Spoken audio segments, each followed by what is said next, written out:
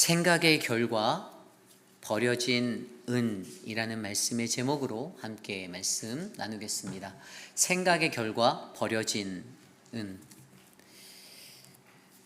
모든 사람이 이 세상을 살아가며 생각이라는 것을 하고 살아갑니다. 생각이라는 것은 우리 안에 가지고 있는 내 삶의 기준이 되고 내 삶의 양식이 되고 내 삶의 표현이 되기도 합니다. 내가 가지고 있는 생각대로 거의 대부분의 사람들은 다 그렇게 살아가고 있습니다.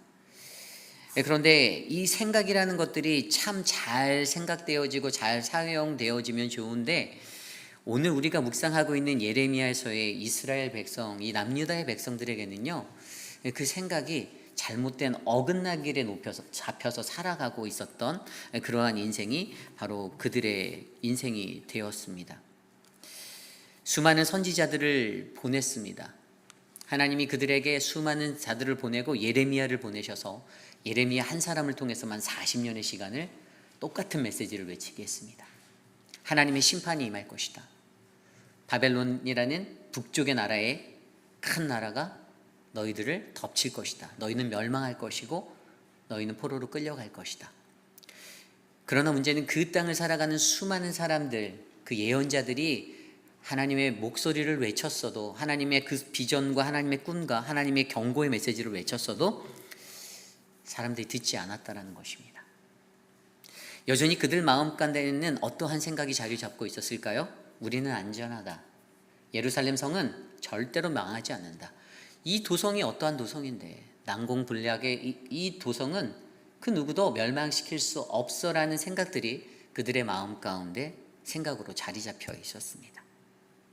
그리고 오늘 그들이 가졌던 그 생각의 결과가 바로 22절 이후의 말씀에 나오는 그러한 멸망을 당하게 되는, 북방의 공격을 받게 되어서 멸망을 당하게 되는, 그리고 마지막에 30절에 나와 있는 대로 여호와께서 그들을 버렸습니다라는, 하나님께 심판받아 버림받는 것과 같은 그 자리에 서게 되는 결과를 낳게 됩니다. 오늘 이 시대를 살아가는 저와 여러분, 우리 모두도요, 각자의 생각으로 각자의 자신의 가치관을 가지고 내 생각이 맞다라는 신앙의 어떤 길들을 걷고 있습니다. 여기 서 있는 저도 제가 가지고 있는 소신이 있고 제가 가지고 있는 신앙적인 기준이 있습니다. 그리고 제가 목회자로 살면서도 제가 가야 하는 그 길에 대한 저의 기준이 정확히 제 생각 안에 잡혀 있습니다. 40년의 시간을, 그 이상의 시간을 보내며 제 안에 훈련되어지고 말씀으로 제가 깨닫고 느낀 것들이 제 삶의 길이 되고 빛이 되어 목회를 하며 신앙인으로 살아가며 이렇게 살아가야 하는구나라는 그 결과를 제가 낳고 있습니다. 그 결과는 모두 다 저의 책임이겠지만, 결국 오늘 이 시대를 살아가는 저와 여러분, 우리 모두에게도 그러한 생각의 것들을 가지고 살아갈 때 그 결과들에 따라 우리들은 하나님의 축복의 길에 서게 될 수도 있고, 또는 버려진 은과 같은 인생이 될 수도 있음을 오늘 말씀은 우리에게 알려주고 있습니다.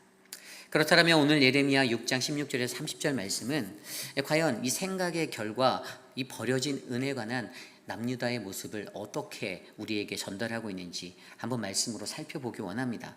우선 오늘 말씀을 보면요, 하나님께서 그들에게 내가 어떠한 생각을 가지고 살아가고 있든지, 그 우리가 가지고 있는 생각의 길이 잘못 들게 되었을 때 그러한 자들에게 조언해 주시는 두 가지를 먼저 보게 합니다. 이 첫 번째 조언은요, 길을 보아라라는 것으로 나의 고집을 버릴 것에 대해서 이야기합니다. 길을 보아라. 오늘 말씀 16절입니다. 여호와께서 이와 같이 말씀하시되 너희는 길에 서서 보며 옛적 길 곧 선한 길이 어디인지 알아보고 그리로 가라. 너희 심령이 평강을 얻으리라 하나 그들의 대답이 우리는 그리로 가지 않겠노라 하였으며. 아멘. 이 첫 번째 것은요, 바로 길을 보아라, 길을 보고 가라라는 그 말씀을 해주셨어요. 그런데 이스라엘, 이 남유다의 백성들의 반응이 뭐였습니까? 나는 그 길로 가지 않겠다, 나는 그리로 가지 않겠다라고 하나같이 그들이 대답했다라는 겁니다. 그런데 그들에서 보여지는 길이 어떤 길이었습니까? 오늘 9절 16절에는 옛적 길 곧 선한 길이 어디인지 알아보라라고, 그 길을 보라고 해요. 옛적 길을 보라고 하고 선한 길을 보라라고 말씀해 주시는 거예요. 이 옛적 길과 선한 길은 무엇입니까? 그거는 그들의 민족 가운데 그들의 선조들이, 믿음의 조상들이 믿음으로 살아냈던 순종의 길, 그 길들을 바라보라라는 것이었습니다. 창세기 4장에 나와 있는 하나님께 가장 먼저 예배했던 아벨은 믿음으로 하나님 앞에 제사를 드렸습니다. 믿음의 조상이 되었던 그의 모습에는요, 바로 양의 첫 새끼, 그 기름을 드리는 그 순종의 모습이 있었습니다. 그리고 창세기 5장에 나와 있는 에녹에 관해서 창세기 5장에서 말씀 24절 말씀에 보면 에녹이 하나님과 동행하였고 하나님이 그를 데려가심으로 그가 세상에 있지 않았다. 그가 그렇게 하나님께 올림을 받고 하나님께 이끌림 받아 올림을 받아서 하나님 곁으로 설 수 있었던 이유가 무엇이었습니까? 하나님과의 동행의 그 삶이었다라는 것을 믿음의 기초로 보여주고 있습니다. 창세기 12장의 아브라함은 어땠습니까? 그의 순종은 알 바를 모르는, 어디로 가야 할지 모르는 그런 상황 속에서도, 그냥 캄캄한 그 상황 속에서도 하나님의 말씀을 듣고 순종하여 발걸음을 떼어 나아갔다라는, 그것으로 믿음의 조상 아브라함이라는 이름을 우리에게 붙여주셨습니다. 순수함을 가지고 정직함을 가지고 오직 하나님을 믿는 믿음 안에서 그들이 살아갔던, 걸어갔던 그 길들을 바라보라라고 이야기합니다. 그때 하나님이 어떻게 말씀하셨죠? 그들에게 복을 주셨잖아요. 그들에게 약속을 주셨고 그들에게 언약을 주셨습니다. 그래서 오늘 남유다의 백성들에게 너희의 선조들이 걸어갔던 그 믿음의 길, 옛적의 그 길, 그 선한 길을 너희들이 다시 한번 묵상해봐, 바라봐, 이렇게 말하고 있는 것입니다. 물론 여기서 보는 것이 굉장히 중요하다는 것을 알죠. 우리가 이 보는 것이 중요하다는 것을 알게 되면 한 가지 생각을 더 할 수 있는데, 저와 여러분, 우리가 우리의 후손들에게 어떠한 좋은 롤모델의 그러한 믿음의 선한 길이 되고 그 역사의 길이 될지를 생각하셔야 합니다. 자기 생각을 가졌다고 다 되는 게 아니잖아요. 다 되는 게 아니에요. 사람들이 갖고 있는 생각 때문에, 제가 이번에 도미니카 단기 선교를 갔을 때 저희 단기팀에게 처음에 말씀드린 게 있어요. 다 모아놓고 한번 말씀드렸던 게 있어요. 절대로 후원이나 어떤 것을 할 때 개인 행동으로 하지 말라라고 제가 말씀드렸습니다. 모든 분들에게. 사람의 개인의 감정이 쏠려서 그 감정 때문에 일어나서, 그냥 저희 선교지에 있어서 그런 것들 너무 많이 경험해 봤기 때문에 그게 얼마나 그들에게 독이 될 수 있는 위험한 것인지 잘 알았기 때문에 부탁드렸어요. 그런데도 여전히 자기의 소견대로 행할 수 있었던 사람들이 있었다라고 저는 생각을 합니다. 그래서 제가 어떤 분은 조금 이렇게 그 마음에 그 뜨거운 열정이 일어나서 제가 저 어려운 목회자의 현장의 것을 좀 도와주고 싶은데요라고 말하는 것을 눌렀던 적도 있어요. 좀 take time이 필요하다라는 거죠. 왜일까요? 그분의 생각이 틀렸다라는 것이 아닙니다. 그 생각이 공동체에 맞고 하나님의 뜻에 맞기 위해서는 그것이 맞는지 틀린지 점검해보는 시간이 필요한 거예요. 그리고 가장 좋은 것들을 나눌 수 있는 가장 최선의 방법, 하나님이 원하시는 방법을 찾아야 한다는 것입니다. 그래서 우리가 어떠한 좋은 롤모델이 되어서 살아가는가, 그것이 우리의 후세들, 우리의 자녀들, 그들이 이 땅에 살아갈 좋은 믿음의 신앙의 사람으로 성숙해 갈 수 있는 그 길을 걸어갈 수 있는 나침판이 될 수 있다는 것이죠. 오늘 저와 여러분들에게는요, 그러한 길들이 열리기를 원합니다. 그 길이 어떤 길이라고 합니까? 그 길을 걸으면요, 오늘 아까 읽었던 16절 말씀에 너희 심령이 평강을 얻을 것이다 라고 말해요.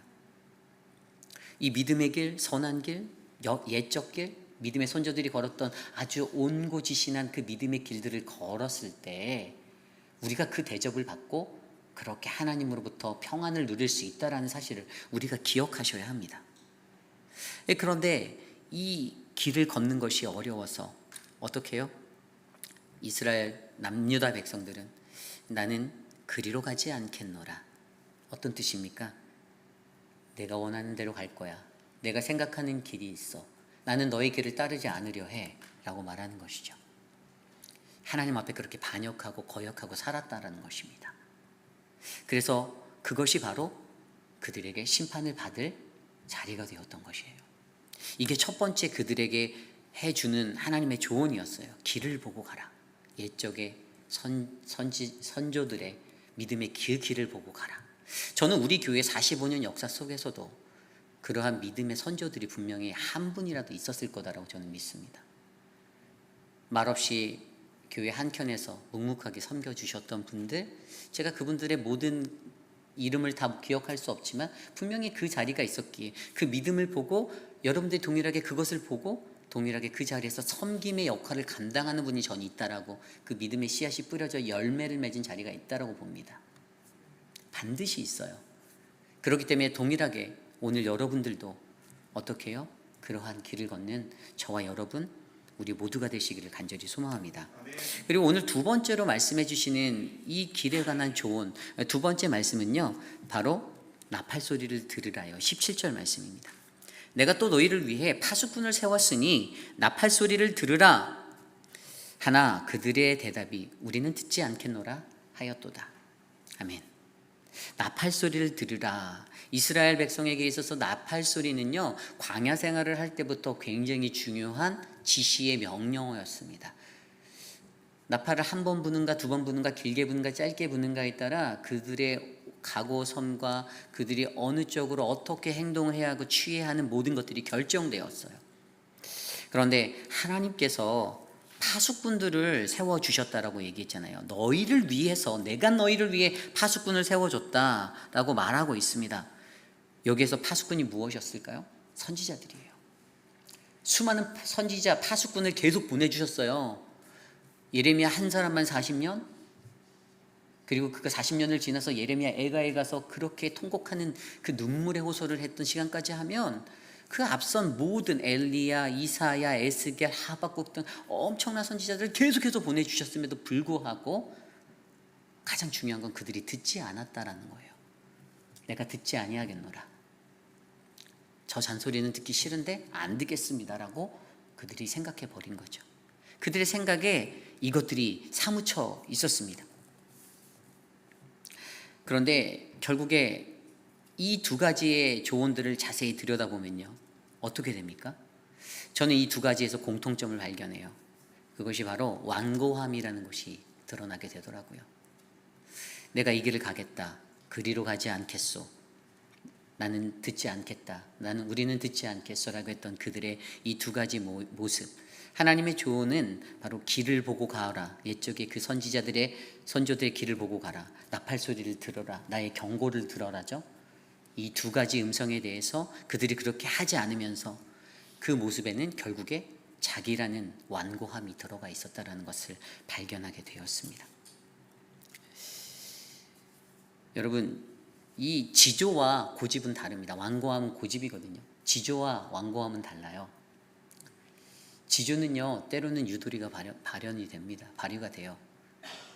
이 길을, 신앙의 길을 걷기 위해서 나는 절대로 이것은 하지 않아 라고 하는 것이 있는데, 사실 그 원리도 때로는 그 사람의 영혼을 건질 수 있다라면 저는 바뀔 수 있다라고도 생각합니다. 그런데 고집은요, 끝까지 꺾이지 않는 게 고집인 거예요. 고집은 그렇게 변하는 것을 고집이라고 말하지 않아요. 처음부터 끝까지 바뀌지 않는 것을 고집. 그래서 우리가 고집불통이라고 얘기하잖아요. 고집불통이 무슨 뜻이에요? 불통이에요. 서로 소통이 안 되는 거예요. 그냥 계속 주구장창 자기 것만 가는 겁니다. 자기 것만. 성경에서는 이러한 사람들을 뭐라고 말했을까요? 이러한 자들을 방탕자라고, 주정뱅이라고 성경이 기록했어요. 완고한 자에 대해서.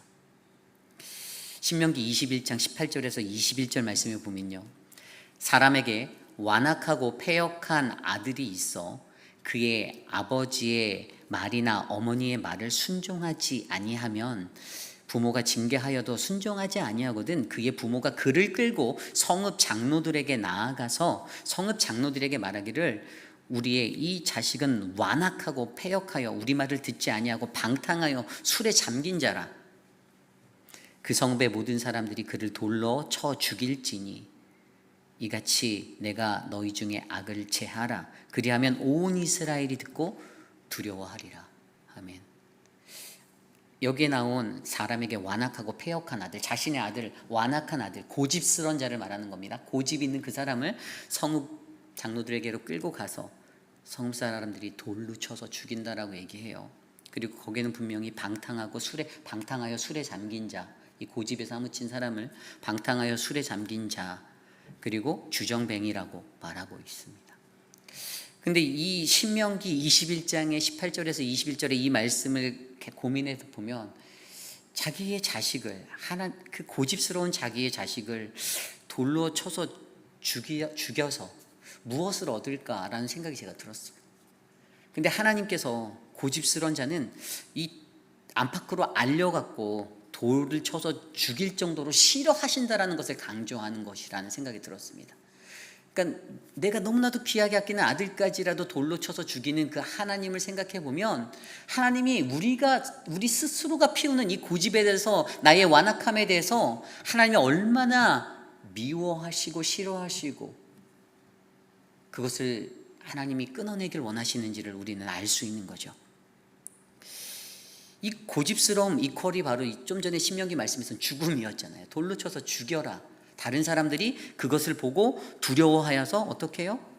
다시는 그러한 일들이 이스라엘에 일어나지 않게 하고자 내 자식을 희생해서라도 그들의 죄를 끊어내기 위한 하나님의 마음이 들여다 보인다라는 사실이죠. 그렇습니다. 이것을 통하여서 어떻게 해요?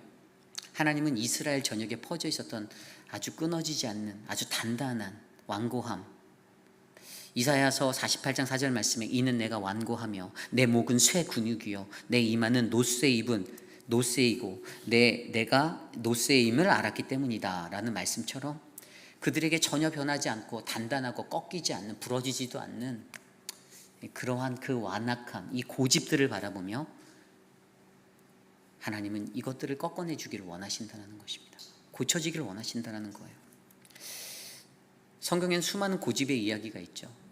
사울왕이 생각났습니다. 사울왕의 고집이 셉니다. 제가 보니까 저보다 더 센 것 같기도 하고 제가 더 센 것 같기도 하고, 근데 이 사울의 고집이요 어느 정도냐면 집착이었어요. 이 다윗을 죽이려고 진짜 끝까지 쫓아가잖아요. 다윗을 죽이려고 그 마음에 한번 한이 맺히니 너는 이제 내 생에 너는 꼭 내가 절단을 내고 말겠다. 끝까지 추적합니다. 그렇게 끝까지 추적하는데 사실 그 사울의 마음 가운데 있었던 그 고집이 완악함 때문에 하나님이 그에게 무슨 말씀을 하십니까? 사무엘상 13장에 가면요. 사무엘상 13장에 가면 우리가 잘 아는 이야기가 나와요. 이 사무엘이 3,000명의 군사들을 딱 모아요. 그리고 자기는 그 베델산과 민막스에서 2,000명을 데리고 가고, 그리고 자기 아들 요나단을 통해서 1,000명의 군사를 해서 이제 저쪽에 기브아 쪽에 가서 진을 치게 만들어요. 이 주변에 블레셋이 있는데 이 블레셋들의 진영으로 요나단이 1,000명을 끌고 먼저 탁 쳐요. 선제 공격을 했어요. 그래갖고 이제 블레셋의 모든 그 땅에 소문이 쫙 나고 블레셋 군사들이 막 모였는데, 그때 모였던 그 수많은 군사들의 숫자가 정말 어마무시했어요. 마병 6,000명, 그 다음에 그 병거가 3만 개, 막 이렇게 사람들이 엄청나게 모여서 쳐들어오니까 이게 감당이 안 되는 거예요. 그래서 어떻게 했습니까? 도망갔어요. 그들이 13장에 보면요, 이 사울과 요나단의 그 사람들이 도망을 가갖고 굴에 숨고 막 이렇게 숨었어요. 그리고 사무엘을 기다렸어요. 약속한 7일, 그러니까 이래를 기다리며 숨어 있자. 이제 사무엘이 오면 뭔가 방도가 있을 거야. 숨어 있는데 안 왔어요. 좀 늦게 왔잖아요. 그래서 그가 무엇을 했죠? 자기가 제사를 드려버립니다. 그리고 그때 사무엘이 그 뒤에 와요. 그리고 나서 그에게 이렇게 말합니다. 사무엘상 13장 14절. 지금은 왕의 나라가 길지 못할 것이라. 여호와께서 왕께 명령하신 것을 지키지 아니하였으므로 여호와께서 그의 마음에 맞는 사람을 구하여 여호와께서 그를 그의 백성의 지도자로 삼았나이다. 아멘. 고집스럽게 살아가던 이 사울, 그의 삶 가운데 이 사건을 통해서 이 고집을 해결할 한 가지 방법을 보여주셨습니다. 그것은 하나님의 마음에 합한 자라는 그림을 보여주세요. 고집스럽게 살아갔던 사울왕, 그의 인상에서 얼마나 그의 고집이 심했는지 사무엘상 15장 23절은 이렇게 말합니다. 이는 거역함은 마법하는 죄와 같고 완고함은 행악과 우상숭배와 같음이라. 왕이 주의 말씀을 거역하였기에 주께서도 왕을 거절하여 왕이 되지 못하게 하였나이다. 그가 가졌던 완고함, 행악이라고 말했습니다. 우상숭배라고 말했어요. 그리고 사무엘하 22장 27절에 보면 이렇게 말씀하고 있습니다. 순결한 자에게는 주의 순결함을 보이시고 완고한 자에게는 주의 불쾌하심을 보이시리라. 하나님이 얼마나 우리의 고집, 완고함을, 완악함을 싫어하는지를 말씀해 주셨어요. 그리고 그 해결책으로 어떻게 이것을 극복할 수 있을까? 좀 전에 나누었던 사무엘상 13장의 이야기를 통해 하나님의 마음에 합한 자라는 그 은혜가 우리에게 있음을 알게 하여 주셨습니다. 여전히 고집스럽고 고집으로 똘똘 뭉쳐 살아가는 우리들에게 어떻게 해요? 우리들에게 하나님은 하나님의 마음에 합한 자가 되면 이 어려움들을, 고집의 문제들을 해결하고 뛰어넘을 수 있다고 가르쳐 주시는 것입니다. 하나님의 마음에 합한 사람이 무엇입니까? 다른 말로 하면 하나님의 마음에 따르는 자입니다. 하나님의 마음에 맞는 자예요. 이것은 내가 원하는 것대로 내 뜻대로 행하는 것이 아닙니다. 당연히 내가 원하는 대로 살아가려고 하니까 아무리 제가 단기 선교를 갈 때 디렉션을 드리고 뭘 해도 그 말씀이 기억이 안 나죠. 왜냐하면 이미 자기 안에는 자기만의 플랜들이 다 있으시거든요. 나는 선교 가서 이렇게 해야지, 나는 선교 가서 이렇게 해야지라는 생각들이 다 있거든요. 아무리 목회자가 앞에서 그것을 얘기해서 디렉션을 드려도 이미 자기들 안에 세팅된 그 생각이 있어서 그냥 자기가 하고 싶은 대로 또 그렇게 행하시고 그렇고 그런 일들이 우리에게 일어나고 있는데 그게 고집이잖아요. 그런데 분명히 하나님께서는 이것이 하나님께 합한 것인지 마음에 맞는 것인지를 점검해 보라고 말씀해 주시는 거예요. 우리가 갖고 있는 생각의 결과는 고집을 만듭니다. 오늘 말씀에 보면요, 그들이 어떤 심판을 받습니까? 하나님이 이러한 그들의 모습, 고집으로 똘똘 뭉쳐 살아가는 남유다의 백성들 앞에 22절 이후의 말씀에 그들의 공포감을 높이십니다. 바벨론 침공의 구체적인 이야기들을 하시죠. 이와 같이 22절입니다. 이와 같이 말씀하시되 보라, 한 민족이 북방에서 오며 큰 나라가 땅끝에서부터 떨쳐 일어나나니 그들은 활과 창을 잡았고 잔인하여 사랑이 없으며 그 목소리는 바다처럼 포효하는 소리라.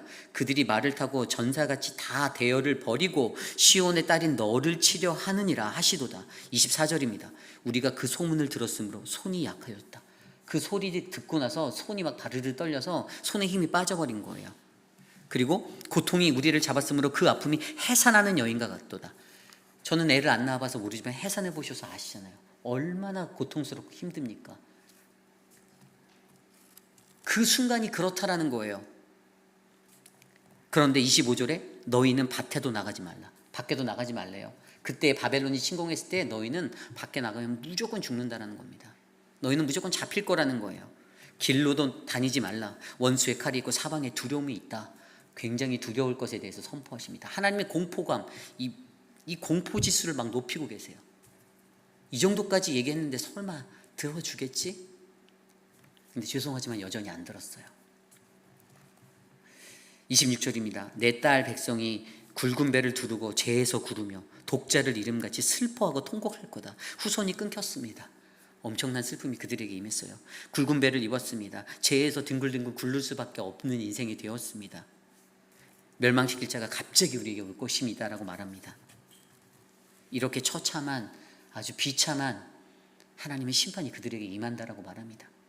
그런데 여기에서 끝날 것 같은 것이 아니에요. 27장 이후에 보면 뭐라고 말했습니까? 28절입니다. 그들은 다 심히 반역한 자며 비방하며 돌아다니는 자고 그들은 녹과 철이며 다 사악한 자라. 풀무불을 맹렬히 불면 그 불에 납이 사라져서 단련하는 자의 일이 헛되느니라. 이와 같이 악한 자가 제거되지 아니하나니. 30절입니다. 사람들은 그들을 내버리느니라 부르게 될 것이라. 여호와께서 그들을 버렸다라고 말씀하십니다. 참으로 슬픈 이야기입니다. 하나님께 버림을 받는 내버려진 은이 되어버린다고 합니다. 여러분, 은을 정결케 하기 위해서 어떻게 합니까? 은을 금하고 아마 재금하는 건 이게 다 비슷하겠죠. 이것을 아주 뜨거운 풀무불, 그 불에서 이거를 하잖아요. 연단하고 계속 높여서. 왜 그렇게 합니까? 불순물을 제거하기 위해서 하는 거예요. 정금만 남게 하려고, 정한 은만 남게 하려고. 그런데 너무나도 이 단어 버려진 은이라는 단어가 너무나도 슬픈 것은요, 이것은 그들에게 아무리 하나님이 불로서 심판하고 계속 연단하고 부어도 끝내 그 고집이 꺾이지 않고 변하지 않고 완악한 그들의 모습, 하나님이 기브업 하셨어요. 하나님이 기브업한 현상이에요, 이게. 그래서 그들의 죄의 심각성 때문에 하나님께 버려진 은이 되어진 처지, 여호와께서 그들을 버렸습니다. 결국에 우리가 이것들을 극복하기 위해서 저와 여러분 우리들은요, 하나님의 마음에 맞는 자, 합한 자가 되어야지 라는 이 마음으로 살아가셔야 합니다. 정말로 중요합니다. 여러분, 많은 목회자들이요, 가장 많이 내세우는 슬로건이 뭡니까? 저도 이런 말 잘해요. 하나님의 뜻입니다 라는 말 잘해요. 왜냐하면 그게 하나님의 뜻이길 바라서 저는 말합니다. 근데 많은 사람들이요, 이 명분을 갖다 붙일 때 하나님의 뜻이라고 남용할 때도 되게 많아요. 그냥 하나님의 뜻이라는 거예요. 그런데 저는 기도해 봤어요. 이 하나님의 뜻이 맞는 자가 되려면, 그 뜻에 맞는 사람이 되려면 우리가 어떻게 살아야지? 하나님 말씀에서, 성경에서 우리가 어떻게 살아가야 하나님의 마음에 맞는 자가 된다라고 얘기하지라는 생각이 들었을 때 제게 히브리서 5장 13절 14절 말씀을 생각나게 했습니다. 젖을 사용하는 자마다 갓난아김으로 의의 말씀에 능숙하지 못하나니, 그러므로 단단한 음식은 장성한 자들의 것이니 그들은 그것을 사용하여 자기 감각을 단련시킴으로 선과 악을 분별하시느니라. 아멘. 여러분, 이 말씀이 어떻게 들리십니까? 저는 여러분들이 말씀에 충만한 자 되시길 원합니다. 하나님의 말씀을요, 잘 알면요, 단단한 자가 되면요, 장성한 자가 되면요, 분별력이 생겨요. 내가 분별하지 못하고 혼미하게 살고 있다? 내가 하나님 말씀 잘 모르는 거예요. 영적 분별력 없는 거예요. 죄송하지만 없는 겁니다. 하나님 말씀을 내가 내 삶의 표대를 삶아, 기준을 삶아 붙잡고 가는데 어떻게 그 세상의 혼미함과 이런 것들이 하나님의 법을 놓치게 만드는 그 길에 서게 만들 수가 있겠습니까? 예레미야 선지자와 수많은 선지자를 통해서 수없이 외쳐진 이야기가 심판이 임할 거라는 거잖아요. 회개하고 돌아와 달라라고 계속 돌아와줘 계속 외쳤잖아요. 이 사사기의 시간을 보내는 시간 속에서도, 선지자의 시간을 보내는 시간 속에서도 계속적으로 외쳐졌음에도 불구하고 그 이야기들이 들리지 않았을 때 하늘에서 그것을 바라보시는 하나님이 얼마나 가슴 아파하고 계셨겠습니까? 내가 너에게도 하루에도 수도 없이 얘기하는데, 그래서 가장 첫 번째는 우리가 이 하나님의 마음에 합한 자가 되기 위해서 하나님의 말씀에 충만한 모습으로 여러분들 접붙임을 받으셔야 합니다. 영적 감각을 길러내셔야 돼요. 하나님의 말씀으로. 이 말씀에 이런 의미가 있네. 이 말씀에 영적인 이런 의미가 담겨 있네. 내 삶을 비추어보고, 하나님, 내가 이렇게 살지 못했네요. 하나님, 나는 이게 안 되네요. 하나님, 내가 어떻게 살아가면 될까요? 엎드리시고 기도하시고, 거기에다가 한 가지 좀 더 무언가를 얹어본다면 매 순간에 나를 시험하셔야 해요. 나 자신을 시험하시라는 거예요. 이게 뭡니까? 고린도서 13장 5절 말씀에 이렇게 나와 있습니다. 너희는 믿음 안에 있는가? 너희 자신들을 시험하고 너희 자신을 확증하라. 아멘. 사도 바울이 고린도 교회를 향하여 이렇게 말했습니다. 이단에 휩싸여서 휘청거리는 그들을 향해서 너희 안에 믿음이 있는가를 너희 자신의 시험을 통해서 확증하라라고 했어요. 여러분, 저와 여러분들은 우리의 삶을 날마다 시험하셔야 돼요. 시험을 받으셔야 합니다. 하나님의 말씀으로 시험 받고, 목사의 소리에 시험 들기도 하고, 그렇게 시험 받으셔야 합니다. 그래서 검증해 내셔야 돼요. 내 믿음이 흔들리는가, 흔들리지 않는가. 내가 말세 때에 말세의 흔한 자들처럼 똑같이 그렇게 살고 있지는 않은가. 내가 말세 때에 나타난 그 모든 말세의 영역들을 가진 그 혼미한 자들의 모습으로 내가 이 땅에서 살고 있지 않은가. 나는 잘하고 있는데, 남유다의 백성들도 그랬습니다. 우리는 안전한데, 우리는 잘 살았는데, 이 성은 절대 멸망하지 않아. 예루살렘 성 안 망가져. 걱정하지 마. 다른 거짓 선지자들이 나타나서 그렇게 외쳤어요. 한편에서 예레미야는 너희들 심판 임할 거야. 바벨론이 쳐들어올 거야. 우리 회개해야 되라고 말하는 그 와중에도 다른 거짓 선지자들은요, 내일 말씀에도 나와요. 거짓 선지자들 한쪽에서 그러지 않아. 제가 이상한 사람이야. 저거 사이비 목사야. 저 짝퉁이야. 듣지 마.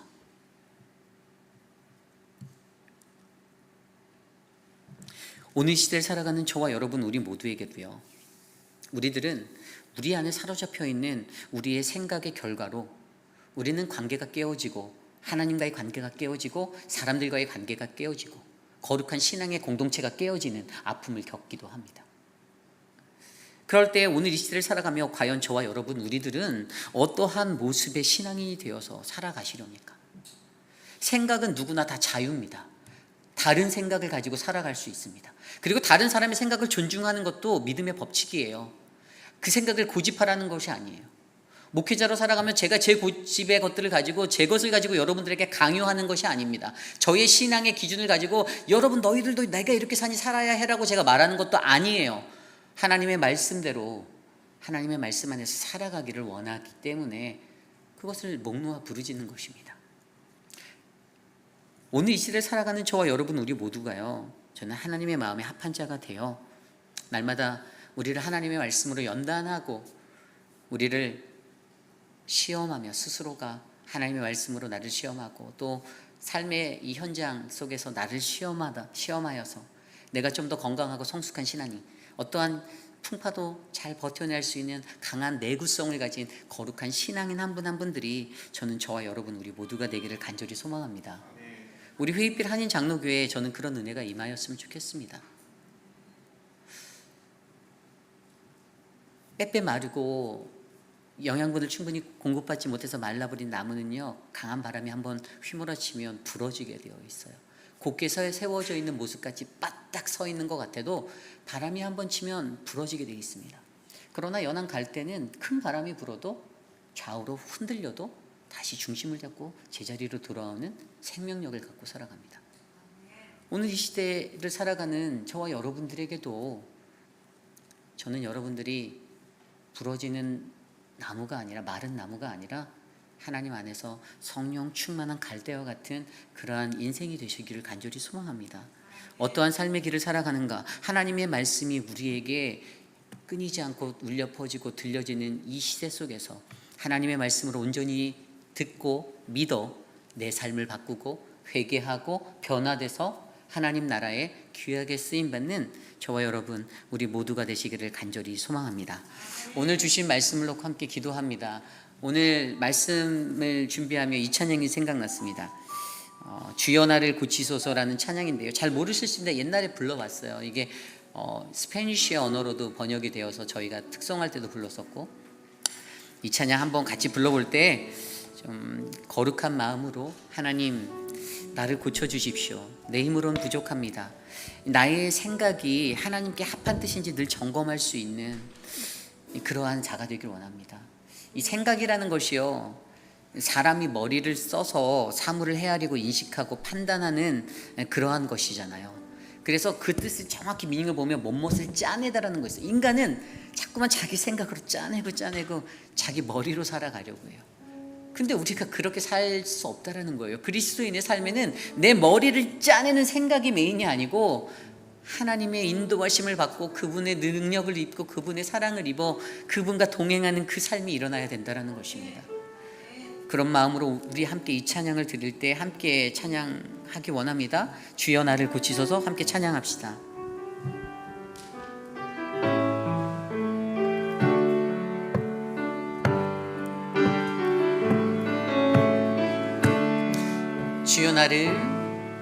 주여 나를 고치소서, 새롭게 만드소서. 주여 나를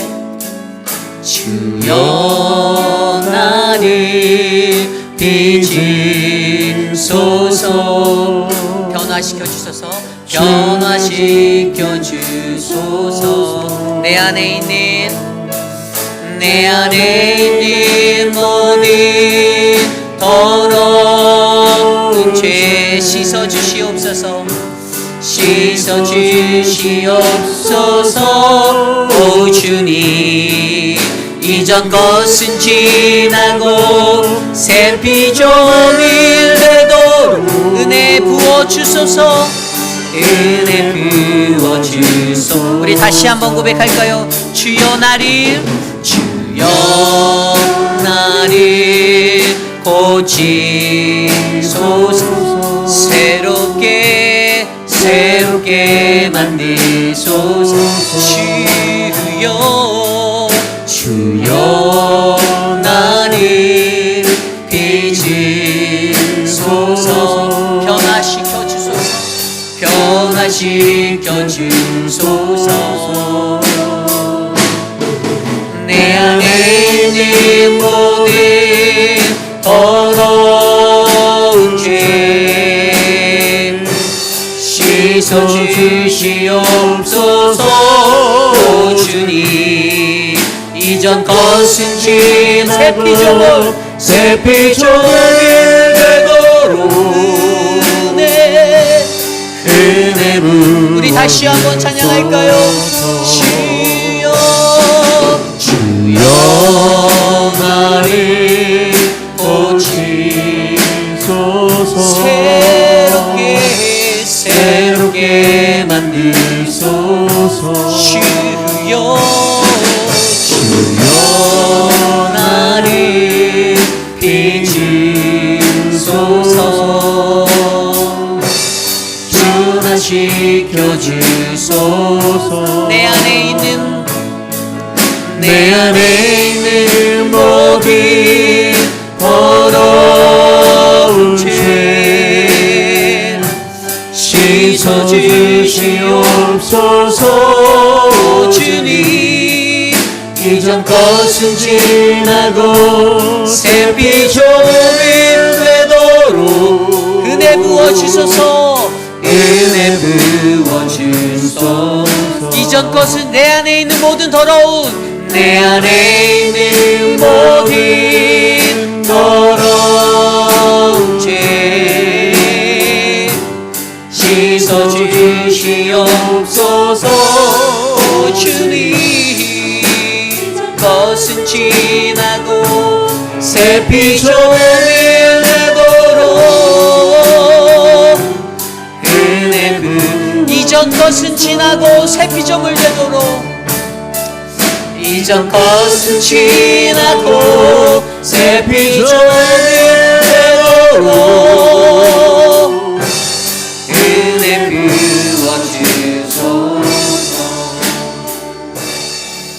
그렇습니다. 세상을 살아갈 때 저도 마찬가지고 참 인간이라는 게 고집이 너무나도 완고한 것 같습니다. 쉽게 꺾이지 아니하는 내 안에 고집이 있습니다. 내 생각이 맞다라는 그 생각으로 하나님 앞에서도 끝까지 버티고 사람들 앞에서도 끝까지 버팁니다. 네가 이기나 내가 이기나 한번 해보자. 나는 내 생각이 맞다고 생각하는데. 그 시간 속에서 하나님이 우리에게 계속해서 말씀하고 계십니다. 우리의 완고함을 버려라. 우리의 완고함을 제거하라.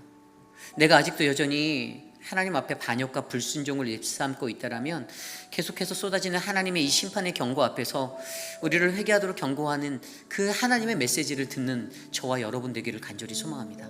남유다의 백성들에게 말씀하셨던 길을 보고 가라 기억해 보십시오.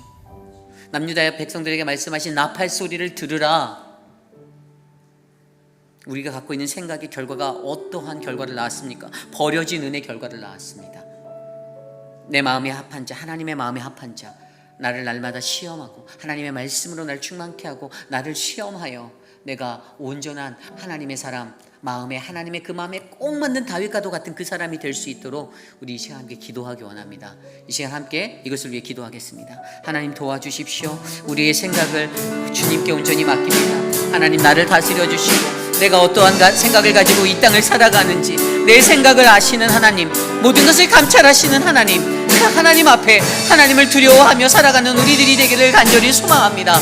사랑하는 회의비라는 장로교회 성도님들 한 사람에게, 한 사람 한 사람 모든 이들에게 하나님의 영을 부어주시고 말씀의 능력을 주시고 분별의 영을 주시고 하나님을 향하여 온전한 자 되어 살아갈 수 있는 하나님의 마음에 합한 자 되게 도와 주시옵소서.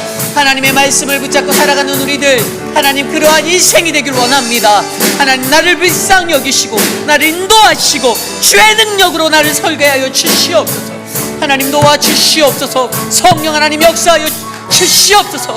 하나님 일하여 주시옵소서. 우리가 주님 앞에 나아갑니다. 하나님 도와주시옵소서. 우리 이 시간에 계속해서 기도할 때 우리 유스 아이들을 위하여 기도합니다. 이 일을 위해 수고하고 있는 우리 배동근 집사님, 조엘 집사님, 또 황인철 집사님, 유중은 전도사님을 위해서 기도해 주십시오. 또 우리 나윤정 전도사님을 위해서 기도해 주십시오. 강사로 오신 모든 시간 속에 순간마다 하나님의 말씀의 은혜가 충만하기를 소망합니다. 아멘. 아까 서 목사님과 함께 이제 음향도 설치해 줄 겸 가서 방문하고 같이 있다가 왔는데 이제 오늘 밤에 황인철 집사님과 또 이제 유중은 전도사님이 밤을 새실 거예요. 아이들을 이제 보호하기 위해서. 아이들의 그 모든 안전, 너무나도 예쁜 사랑스러운 우리 자녀들, 그 아이들이 정말 이번에 은혜 받고 성령 충만하게 돌아올 수 있도록 우리 또 이 일을 위해서 수고했던 우리 조엘 집사님, 또 우리 배동근 집사님, 또 우리 여러모로 섬기시는 우리 정연아 집사님, 수고하는 많은 사람들, 학부모들, 우리 그들을 위해서 이 시간 함께 기도하겠습니다. 하나님 도와주십시오. 우리의 자녀들에게 수련회를 베풀어 주셔서 감사합니다. 하나님 이 시간에 하나님을 만나고 하나님을 경험하는 복된 시간 되게 도와주십시오. 한 영혼도 포기하지 않고 끝까지 붙잡아 주시고 주의 말씀의 능력으로 임하여 주셔서 우리의 자녀들이 주님과 함께 동행하며 갈 수 있는 거룩한 인생 되게 도와주시옵소서. 하나님 사랑하는 자녀들을 붙잡아 주시기를 소망합니다. 수고하는 이들에게 강건함을 주시고 영적 성령 충만함을 주시고 하나님 이 사명 감당할 때에 지치지 않게 하여 주시고 하나님의 은혜가 가득하도록 하나님 인도하여 주시옵소서. 주님 도와주시옵소서. 하나님 다스려 주시옵소서. 주님 우리 이 시간에 기도할 때 우리 교회 육신의 연약함 가운데 계신 분들을 위해 기도합니다. 우리 천문자 집사님 이번 주 21일 날 이제 수술하십니다. 수술을 위해서 함께 기도해 주시고요. 또 우리 사랑하는 송현숙 장로님을 위해서도 계속해서 기도해 주시기를 부탁드립니다. 또 우리 진정숙 집사님을 위해서도 좀 기도 많이 해주시고요. 암을 이기고 회복하였지만 사실 늘 예전과 같은 컨디션으로 돌아가는 것들이 쉽지가 않은 것 같습니다. 그래도 성가대에 잘 쓰시고 계신데 우리 진정수 집사님의 삶에 하나님의 은혜가 함께 동행하도록 기도해 주시기를 그렇게 부탁드립니다. 그 외에도 육신의 연약함 가운데 계신 분들이 많이 있습니다. 계속해서 암에 걸리시는 분들이 있어요. 미스터 체리도 있고 이제 체리가 리앱으로 옮겼습니다. 그래서 그곳에서 회복기를 잘 걷고 집으로 건강하게 돌아올 수 있도록 기도해 주시고요. 저희가 어제 찾아가서 서 목사님과 기도하고 같이 얘기했는데 저희를 알아봐요. 저도 알아보고 제가 그랬거든요. 그분이 저한테는 트레이드 마크가 그 칙칙폭폭 기차예요. 기차.